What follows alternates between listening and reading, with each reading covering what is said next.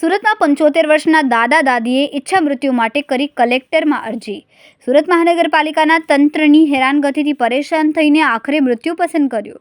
10 વર્ષ પહેલા દાદા દાદીનો આખો પરિવાર પાવાગઢથી પરત આવતી વખતે અકસ્માતમાં મૃત્યુ પામ્યો હતો. તેમણે પુત્ર, વહુ અને 2 પૌત્ર દીકરી જમાઈ અને તેમના 2 બાળકો અને એક સાળો કાર અકસ્માતમાં મૃત્યુ પામ્યા. પરિવારના મૃત્યુ બાદ વૃદ્ધ દંપતી એકલું પડી ગયું. પાંડેસરામાં તેમની મિલકતો ભાજપના કેટલાક મળતિયાઓએ તંત્રનો ઉપયોગ કરીને પચાવવાનો પ્રયાસ કરી રહ્યા છે. 5 વર્ષ પહેલા મનપા અધિકારી સુજલ પ્રજાપતિ ખોટી રીતે દાદા દાદીની 9 જેટલી દુકાનોની મિલકતની સીલ કરી હતી. દાદા દાદી હાઈકોર્ટમાં ગયા તો સુજલ પ્રજાપતિ લેખિતમાં જવાબ આપ્યો કે ફાયર સેફ્ટીનો અભાવ હોવાનું કહીને સીલ કરી. 5.5 વર્ષ બાદ હાઈકોર્ટના આદેશ બાદ દુકાનો ખોલી આપી. ફાયર વિભાગે પણ ઓફિશિયલ લેટર આપી કહ્યું આ દુકાનમાં કોઈ જ પ્રકારે ફાયર સેફ્ટીની જરૂરિયાત ઊભી થતી નથી. ફરી 20 દિવસ પહેલાં 30 મેના રોજ કોઈપણ કારણ દર્શાવ્યા વગર ઉધના ઝોન દ્વારા તમામ દુકાનોને સીલ કરી હતી. તમામ દુકાનોનું ભાડે આપીને દાદા દાદીનું ગુજરાન ચાલતું હતું.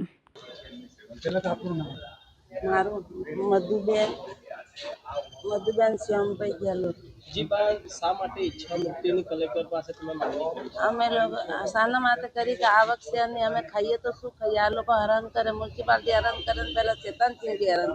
તો અમે 2 જણ કાં જઈએ તો ટપોરી મોકલે, કોઈને મોકલે, કદી માલ્યા લોકો મોકલે, તો કદી કોને મોકલે, તો કદી ભૈયા કોઈ પણ ને મોકલે. તો અમે પેલા લોકો કહે કે કેમ પેલા ભાઈના પૈસા નથી આપતા? મેં કીધું તમે પેલા લખણ હોય તો લાવો ભાઈ, મારું કંઈ બી વેચીને હું આપી દઉં. તો કે લખણ બખણની વાત નહીં કરવાની, એવું કરે. તમે એકદમ દાટી દે તો અમે એકલા રહીએ, કાલ ઉઠીને કંઈ થઈ જાય એના કરતાં અહીંયા મરી જવું સારું, એના કરતાં જીવીને શું કરવું? મારું નામ શ્યામ કપૂરજી ગેહલોત, B132 જલારામ નગર, ગુજરાત, અવસમત, પાંડેસરાના રહેવાસી. ઈચ્છા મૂર્તિનું અરજી આપવા. કેમ ઈચ્છા મૂર્તિ આ ઉંમરમાં? આ ઉંમર 73 ઉંમર છે મારી. હવે સાહેબ એ લોકો જીવા દેવતા નથી, સોપારી બાજ જીવા નથી દેતા. જવું તો સોપારી બાજમાં એક તો એક નરપતસિંહ ચુડાસમા કરીને ને એક બીજો છે શૈતાનસિંહ રતનસિંહ રાઠોડ.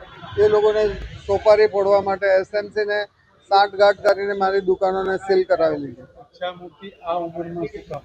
પણ સાહેબ જીવાનો અમારે કોઈ પાસે સાધન જ નથી ને એ લોકો મારે એના કરતા મારે જાતે મરી જવું સારું. શું કીધું કલેક્ટર સાહેબ? અરજી લીધી છે. કોણ છે તમે હેરાન કરે? શૈતાનસિંહ રતનસિંહ રાઠોડ. શું હેરાન કરે છે? પૈસા માંગે છે મને. આ છોકરા હાથે ભાગીદારી હતી તે પૈસા મેં કીધું ભાગીદાર હતો તો તું કઈ ભાગીદાર કરાર બતાવ, અથવા કઈ લેવડ દેવડ થઈ તો કઈ પૈસાની પહોંચ બતાવ.